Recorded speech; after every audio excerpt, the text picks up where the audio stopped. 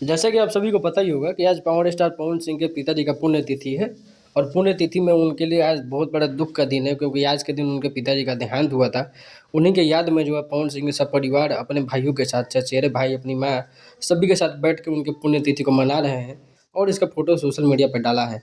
साथ में ज्योति सिंह ने भी ये उनका एक पोस्ट किया है अपने ससुर जी के लिए, और पापा लिखते हुए संबोधित किया है। लेकिन आज भी कुछ लोगों को ज्योति सिंह का पापा लिखना जो है काफ़ी ज़्यादा बुरा लगता है। ये पवन सिंह नहीं है, ना ही पवन सिंह के भाई, चाहे कोई भी है उनके परिवार के, उनके तरफ से अभी तक कोई बयान नहीं आता है ज्योति सिंह पे।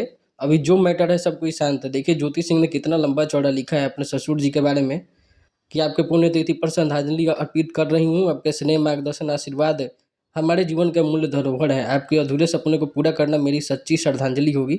और भी बहुत कुछ लिखा है। तो काफ़ी लोग ज्योति सिंह की सराहना भी कर रहे हैं। और काफ़ी लोग, और हमें भी as a Pawan Singh fans काफ़ी दुख है कि आज के दिन पावर स्टार पवन सिंह के पिताजी का देहांत हो गया था। आप अपनी राय जरूर देना। मिलते हैं अगले वीडियो में। Thank you.